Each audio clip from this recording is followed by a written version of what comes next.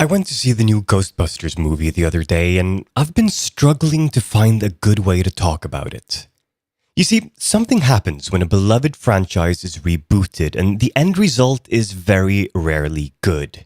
Just go see the most recent RoboCop, Fantastic Four, Terminator, Teenage Mutant Ninja Turtles, or Transformer movies, and you'll know exactly what I mean. But there are exceptions. Every so often, a movie like Mad Max or Batman Begins pops up, and you think, this might actually be good. In this movie, when they rebooted the franchise, they decided to do something a little bit different. Instead of having four men play the leads, they recast the leads with four convicted murderers. No, just kidding, they cast women, although if you listen to the internet, that's somehow worse. I try hard not to read spoilers and reviews before seeing a movie because I like making my own mind up. I'm weird that way. It's been hard being on the internet without hearing hundreds of guys talking about how awful this movie is before even seeing it, but I've been able to cleanse my palate of those quote-unquote reviews fairly well. And honestly, I really didn't know what to expect from Ghostbusters, so I went in with an open mind. But before we get to my review of the movie, let's start by talking about the 4 or 5, depending on how you look at it, lead characters, in the order in which you get to know them in the movie. Kristen Wiig is in many ways the lead character of the movie, Erin Gilbert. Think of her as kind of like an analog to Bill Murray's Peter Venkman character of the two original movies. Here, she's very much the stick-up-your-ass kind of character, at least in the beginning of the movie, and she loosens up over time. She starts off as a professor at Columbia University looking for tenure, although Charles Dance's character, the dean of the university, suggests she might need better credentials than Princeton and that the review board will be looking into her due to the applications that she's made. At the same time, her one-time but now estranged friend Abby has republished a book that they wrote together ages ago. It's all about how they believe in ghosts, their theories about what ghosts are, and so on. Understandably, she's worried that this book will reflect poorly on her ability to earn tenure, so she goes off to seek out her old friend and get this book unpublished, or at least unpublished until she gets tenure at Columbia University. Melissa McCarthy plays her friend Abby Yates. She's kind of like Dan Aykroyd's character Ray Stantz in the originals. When Erin Gilbert stopped pursuing the paranormal to pursue a career in physics, Abby chose instead to continue her research in the paranormal, causing a schism between the two. She's still convinced that it's all real, and she's had some minor success in her career, but nothing definitive when it comes to scientifically proving the existence of ghosts. That said, she's still as eager as ever, but doesn't really get the opportunity to prove anything until the metaphorical shit hits the fan, and more on that later. Kate McKinnon plays my favorite character in the movie, Gillian Holtzman. She's kind of the equivalent of Harold Ramis' character Egon Spengler. She's very much the mad scientist, and she's been working with Abby as a tinkerer, building exciting gear that they use to search for ghosts, essentially. She's got a unique perspective on life, I think, is probably fair to say, and she seems to be the only one that really has fun throughout the entire movie. I mean, even when the rest of the characters are scared, confused, or worried, she finds the fun in it. I think it says a lot about her character that her first important line of the movie is a queef joke. She also has the one scene in the movie where I was actually slack-jawed in amazement. If you've seen the movie, you know what scene I'm talking about. It's the one near the end with the ghosts, you know? It's an amazing scene. Forgot about my new toy. Rounding off the cast is Leslie Jones as Patty Tolan, who plays a character much like Ernie Hudson's character Edward Zedmore. A lot of people have complained that she's the token black person, claiming that this movie plays to various stereotypes, and I understand what they mean. She's the least educated person in the group, she's got a normal standard working class job, but she keeps the team grounded, has an uncanny amount of knowledge about New York, which doesn't come in as handy as I wish it had, and, well, that's about it. You know, I kind of agree with the criticism here. She's pretty much just the token black woman on the team. The movie does great with female representation, but still manages to get a bunch of race jokes in there that don't always feel appropriate. Patty Tolan becomes a completely different sort of archetype than the other three, which is a problem that I had with Ernie Hudson's character in the original movies as well. I mean, most of her jokes are pretty much based about observations about her being an outsider. The other three characters seem bonded by their background and expertise, while Patty, well, she just spends most of the film just talking to herself. And then there's Chris Hemsworth. His character is, by all intents and purposes, the ditzy blonde archetype we've seen in so many movies throughout the history of cinema. He plays the kind of character that you wouldn't bat an eye at had it been played by a young blonde woman, but it just feels out of place and strange now that it's played by a man. He plays a very important role in the movie, though, but it feels a little underused at times, his character. So did I like the movie? In a word, yes. Yes, I did. I think this movie is a lovely homage to the original two, while still managing to be something completely unique and separate. The main characters are nuanced and different enough to create meaningful interactions, again with the possible exception of Patty Tolan, and the comedy in this movie is spot on in many cases. The CGI is not all that good, making it, more cartoony than realistic, but maybe that's a conscious stylistic choice, I'm not sure. The movie has plenty of knowing and self-referential humor about comments on Reddit and the day-to-day struggles of getting proper Chinese food delivery.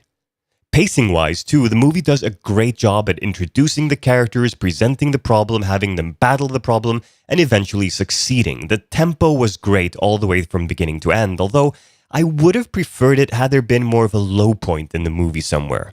In most movies of this genre, the story goes, introduce characters, introduce problem, have characters beaten down by problem, have characters overcome adversity against all odds, and then win. In this movie, it's really just a series of wins. Even when they're told by the mayor that they can't do what they do, it's still said in a, but just keep doing what you're doing, just don't take any public credit kind of way. No harm done, let's move on with our win streak. That said, the women being asked to continue their work in secret while authorities publicly deride them as frauds, it's actually fairly close to real-world politics. Maybe this is just a clever way that the movie is trying to tell us about how much work it is women do that they're not getting credit for. Work that they're actively being told not to take credit for. I don't know if the writing is clever enough for that, but that's the interpretation that I'm going to be going with here. And about that, let's talk about the elephant in the room here. This movie is very difficult to talk about without some reference to all the hate and vitriol spewed all over it by men, and let's face it, the criticism has mainly been from men, who think it's somehow diminishing to the Ghostbusters franchise that the leads are women in this one rather than men, because that makes it different somehow. I honestly don't understand that line of reasoning, and you know what? I'm happy to say that this movie doesn't suffer at all due to the leads being female rather than male. Remember, folks, a reboot doesn't ruin the original. The original Ghostbusters movies still exist. I own them on DVD. This movie, whether or not you like it, doesn't change that fact. The original two movies still exist. If you don't like women in your movies, just don't watch them. It's just that simple.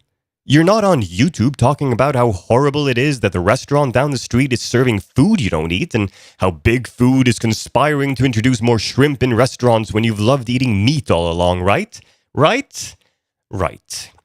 In fact, I'm going to go out there a bit on a limb here and say this movie is better than it had this been a more one-to-one reboot with three white guys and a black guy taking the roles of the three white guys and a black guy from the original. Changing it up this way forced them to be inventive, make up new characters from scratch, and not get too mired down in the trappings of the original movie, although it is very clearly based on that original movie. And you know what? Yes, this movie is about four women. Yes, it is. But the fact that they're women is never discussed in the movie. There's no male gaze. There's no sexy Ghostbusters suit. There's nothing like that. Even in that scene when Holtzman is kicking all the asses, she's not in a skimpy outfit. There's no scene where she's crouching down with her butt pointed at the camera. These are just four people, and they just happen to be women.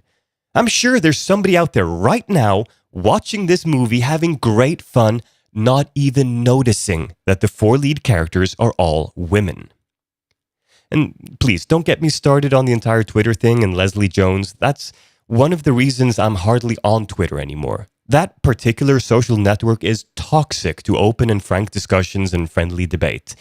But it's just a reflection on so many other social networks out there. There's this overwhelming attitude in many online communities today that somehow we're being besieged by women and minorities, and that the culture, having spent so long catering to the needs of straight white men, is slowly being stolen away from us. Right here on YouTube, you can find thousands of videos of angry white men standing in front of their toy collections, action figure collections, as they complain about women and social justice warriors. But enough about the meta commentary about this movie. Let's get back to the movie again, and let's just hope we don't have to revisit this entire women in movies discussion again, because honestly, I'm getting really tired about how, whether or not lead actors have penises is an important factor for how good a movie is, especially if it's a movie in a franchise that traditionally has mainly male leads.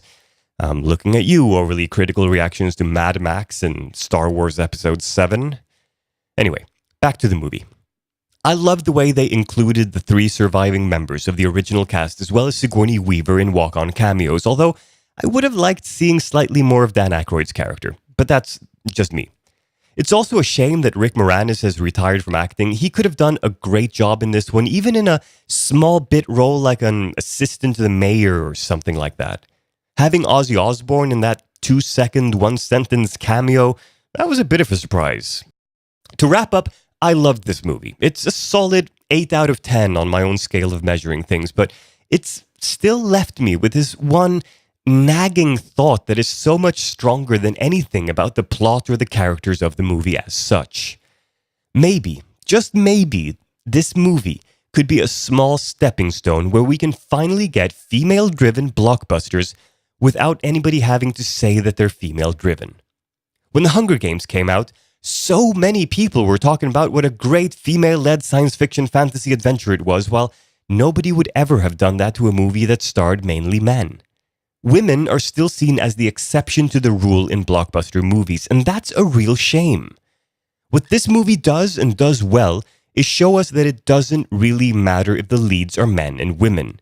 It's the stories, the interactions, the emotions, and the fun that matters, not the distribution of tissue and jiggly bits in the actor's groinal region. I got some pretty cool stuff cooking up over here if you want to just turn your head. I improved beam accuracy by adding a plasma shield to the RF discharge chamber. I have cryo cooler to reduce helium boil off, and to dub it all up, we got a freaking Faraday cage.